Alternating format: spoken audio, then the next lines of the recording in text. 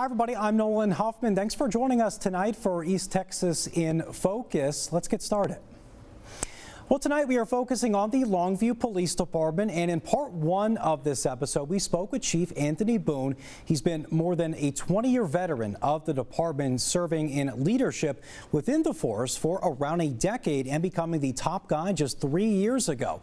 He discussed crime statistics dropping within the city, as well as car accidents that are also going down and growing opportunities within the department.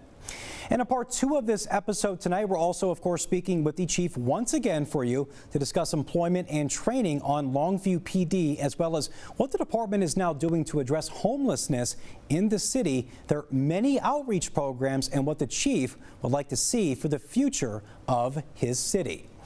And during my interview with Chief Boone at Longview's new department headquarters there, he told me all about his plans and hopes for the future of policing with the attitude of servitude and how they are now preparing their staff to meet that standard. Listen to what he had to say. We are very fortunate. When I became the chief in 2022, the summer of 2022, we had 25 vacancies. Right now we have 1 vacancy. So we're very proud of that for police officers. Now on dispatchers, if there's anyone out there that wants to be a dispatcher and you always thought, well, maybe I wanted to love to be involved with law enforcement, but maybe not front lines, we've got the job for you. So I've still got several vacancies in our dispatch side, but we have pushed very hard for our police officers. I believe when you have a mission and a mantra like providing professional policing, and it's not just something you say, but you try to live it and breathe it, having a new building helps as well. I think over the last couple of years, we have really attracted people that are tied to service and want to help and want to be a part of something bigger than themselves. That has really helped our staffing levels. I am very proud to have just 1 vacancy. It has been a lot of hard work. Again, it's like I was saying earlier, it's getting the right people in the right seats. I think we have a command staff that's very engaging with their officers and very engaging to the public. And I think that our own department, for the most part, is our best recruiters. And to me, you can have all the recruiting in the world and hire all the people in the world, but it's what is your retention. And I feel like our culture side has really helped on the retention. You're always going to have somebody that's done this for a few years and they decide they want to try something else, or somebody that's ready to retire. But overall, you've got to have people staying engaged and being proud of what they're doing. And if you get folks to stay at the job, it's a whole lot easier. You don't have to find as many people to come in and recruit them into the system to be part of it. So very, very proud of that vacancy factor right now. Of course, with that, we have quite a few officers or officers-to-be that are in different stages of training. We have some that are in the academy and some that are in field training. So even though we have 1 vacancy, I've still got several more to get trained and actually out on the streets as a police officer. I truly think it's a little bit of everything. One thing I always like to ask anyone that's coming to an interview for a final chief's interview, kind of how'd you find out about us, why us? And it really comes down to a lot of people talking about someone else that already worked here, and they were a friend of a friend, or they met somebody at the gym and they started talking. And that person really talked up about where they worked at and how proud they are of where they work. And that is what encouraged that person to, if someone first has to choose, I want to go into law enforcement, but then obviously there's a plethora of law enforcement agencies just in the East Texas area to choose from. So what makes you number one? I think having a beautiful building out front definitely helps. Very appreciative of our city leadership, and our community support us. We have good equipment. We have the latest technology. And again, I think we have people that are building a strong culture right now, and I think that's what attracts people to Longview PD. Our standards are a little bit different than the rest of the world. So right off the bat, after somebody comes in and does their initial testing, and there's a physical test and a written test, we give them a packet that's probably about 40 pages thick of basically their whole life story. So it gets very personal very quick. And then with that, we also have psychological exams that are required through the state, but we also go beyond that. We do polygraph examinations, a very in-depth background investigation, which goes much deeper than just a reference check for most other jobs. And so that, just the length of the process, and that alone eliminates some people from even wanting to go through it. And then others, along the way will have standards that just don't meet up to what our expectations are. So that makes a very limited pool.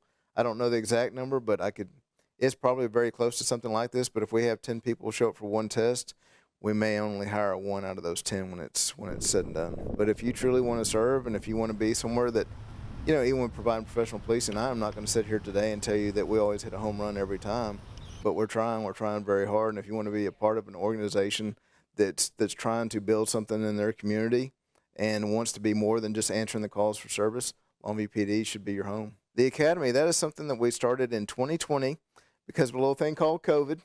And at the time, we were using regional academies, and they shut down because they were tied to schools. They were tied to our junior colleges in the area. And we had actually hired 6 or 7 officers, and we had nowhere to train those people. We had an academy license through the state TCOL. TCOL's the governing agency for peace officers in the state of Texas, but we had never actually run a basic academy before. And so in about 6 weeks, we were able to put together our own basic academy. We ran that one, I think we started in May of 2020. And by now here in May of 2025, we will be starting our 9th academy next week. And we are partnering with Kilgore College on that at this time. This will be our first partnership with Kilgore College, and we're excited about that as well. One thing that brings to us is it gives us more training opportunities, more training space, and they have an awesome driving track that we haven't had the advantage to use running our own police academy or basic police academy. So we're very excited about the partnership. I think we have close to 20 officers. So we have, I think, 6 that will be ours, and then the other 14 are made up from surrounding agencies. And to me, that's just another testament again. As we built on this, we initially only had one other agency that went to our first inaugural academy. And since then, we probably have over a dozen police departments and sheriff's offices around us that use our police academy as well to train their newest hires to be police officers. So again, that's I guess affirmation, if nothing else, that we're putting out a good product to our community. Some of the benefits with Kilgore College, again, some of the facilities that they have we didn't have access to before, so that creates that. But I also think that when you're bringing the names together, Kilgore College and their police academy has been around for a long time. They do more than just the Longview area. They reach out to as far as Palestine and up to Texarkana.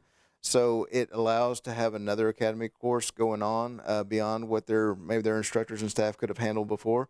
So it creates an opportunity there. It's name recognition. And I also think anytime that you can be collaborative and bring people and ideas together, it also creates other opportunities. One thing that we do lack in our community right now is a training facility that can cover some of our newest mandates. We all know about the tragedy that happened in Uvalde a few years ago. And since then, one requirement, and I'm proud that we were already doing this at Longview PD, but it's called ALERT. It's active shooter training, active attack training, and now that's mandatory. So in the past, we were using schools in summertime or when they're out for holiday breaks and so forth to do this training. But when it's mandated for every officer in the state of Texas to attend this training, and schools are in session for 9 to 10 months out of the year, it's very hard. So we've been using older buildings, older campuses and stuff like that are currently don't have students at them. But those are few and far between to locate, and then you still have to work it out with the current owner to make scheduling and timing of these trainings work. I would love to see a collaboration in the future where we actually are able to pull resources together and maybe build something in the Longview area, Gray County area, where it is the hub to train not only Longview police officers, but Gray County Sheriff's Office and the surrounding agencies, and provide this training regionally in our area. And that's I guess one of the long-term dreams of partnerships like this. We've actually added we've had a public information officer for some time, but we've added to our arsenal, for lack of a better word there, with our social media person that's over here in the corner right now. But she normally likes to stay behind the camera, not in front of the camera. But Miss Michaela Vaughn, we're very thankful to have her. We hired her straight out of college, and it really is to kind of have more of a footprint there in the social media world. She's even taken us beyond, the old guys. We were Facebook, and that was about it. But we're stepping beyond just Facebook now. And I think it's just being out there, being relevant, letting people see what you're doing on a regular basis. And she brought the podcast idea to us, and I wasn't so sure at first. But the officers that help her out with this, they really enjoy doing it. I hope our listeners enjoy it as well. And I think it's just another way to let your community know who you are, what you're doing, and I think lots of times I remember being a young person and just thinking, you play cops and robbers when you're a little kid, but otherwise you just think about, police and traffic stops and things like that. You don't think of beyond all the things that they do. And I think that podcast is a great way to expose, here's the other side, or here's the other things that you don't maybe see every day or don't think about. And it also humanizes us too. We had one of our officers or sergeant that retired, and he still works for us part-time now, but he was able to tell his stories of just, being part of the police department for multiple decades and so forth. And again, I think it just kind of shows that we are people just like everyone else. We get several likes. We got, she tracks who all's listening and so forth. And I mean, not the people that are listening, but, the quantity. And we show that folks are actually tuning in and watching it. So we just hope that or listen to it, excuse me. We just hope that more people will listen to it. Maybe we need to publicize it even a little bit more so we can get it out there for folks. But we cover, like I say, it's everything from sometimes personal stories to crime stats and what those mean and what those look like and the trends and so forth, some of the things that we've been talking about today, but they go even much more in depth than that over a 30 to 45-minute time span. Well, that's a good start tonight, and when we come back with East Texas in Focus, much more with Chief Boone and more in depth with our topic. We'll be right back.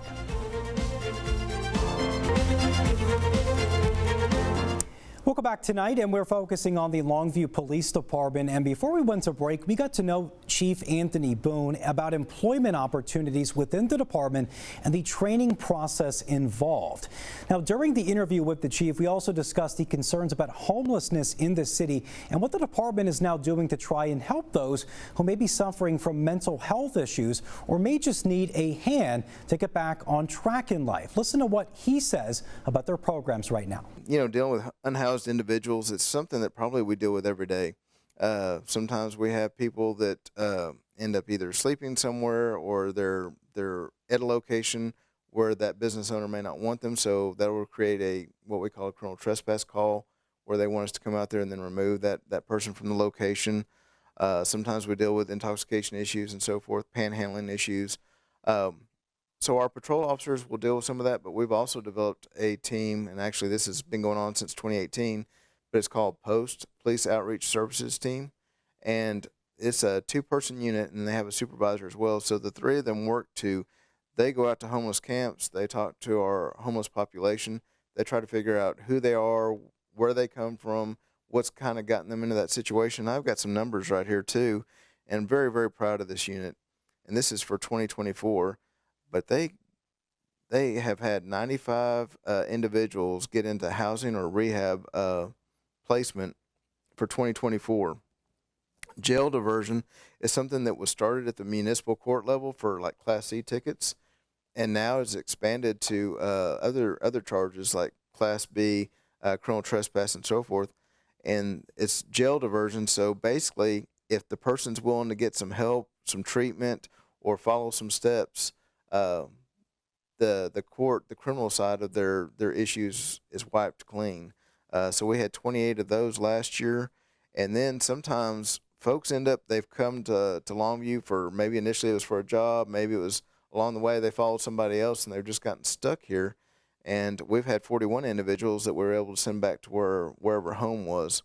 And now on that, we don't just put somebody on a bus and send them to wherever, but we actually contact family on the other side and make sure that there's a family member, a friend, somebody that's willing and ready to receive them when they get back to home. Other things we've done is what we call is the ID program, and sometimes we've learned that these individuals, they're eligible to receive benefits, but they've lost their ID along the way, and if we can prove who they are and we can help them get a state ID, that's the first step to then letting them get their Social Security card again. And then with that, they can go and actually receive benefits that they should have already been occurring on that. And again, those are the officers, our post officers and our patrol officers. They're the ones that are doing the work every day. I'm just the one that gets to brag about it. I hope it helps decrease it in our area, but I do think that it will continue to be an issue. I think until we figure out how to tackle mental health as a society and some of our drug abuse issues, I think we will continue to see some of these trends. And I do definitely believe it's a much larger problem than just law enforcement. I just think law enforcement's received the bulk of, hey, y'all take care of this. But this is definitely a community problem. This is a society problem. And we're all going to have to put our heads together and may have to spend some money together to figure out how to really make this work and truly help people. The chief also spoke about reaching out to the community and why it's so important for the department to get to know people in the city as well, giving them the opportunity to meet officers, but to help foster a spirit of trust and cooperation. Listen to his message tonight. We really enjoy National Night Out. It's basically an opportunity to bring your police, your fire department, your community leaders, and your community together. You know, maybe over a lifetime, you're a victim one time of a crime, or the only other time you see an officer is maybe during a traffic encounter or something like that. This gives people an opportunity to meet their beat officers. Who is the guy or gal that patrols my neighborhood? And it's great a fellowship time. I think we get so busy in our lives these days that we may know who immediately next door lives next to us or across the street from us, but most of us probably can't say who our neighbor is 2 doors down.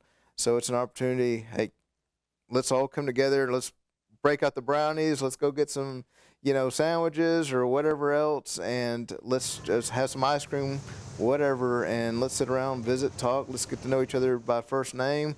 Let's have our officer come by and talk about our problems in our community and any questions that you have for them, ask at that time. And it's really just an opportunity to create relationships. And from there, when people know, just sometimes even knowing that I hear all the time, well, I saw something I thought looked a little weird or suspicious, but I didn't want to call. I didn't want to bother y'all. And some people just, they just think about 911.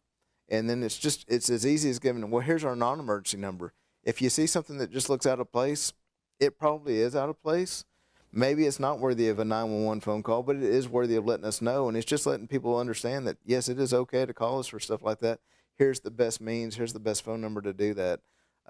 Again, just a great time to kind of just reset the clock, visit with people, just people treating each other like normal people, not Officer Boone or Officer Brown or whoever else, but just again realizing that we may go to the same church, go shop at the same stores and everything else. And it's just a great humanizing event. And again, just the knowledge that is shared back and forth. You might find out about a house down the street that might need a little extra attention from the police department, and our community finds out other ways to reach out and contact us. We try to be involved in as much as possible. Obviously, one of the most recent ones in March, we have the large kite festival that's being put on by our Parks and Recreation Department. I think this is year 3 or 4, and it has just gotten bigger and bigger each year.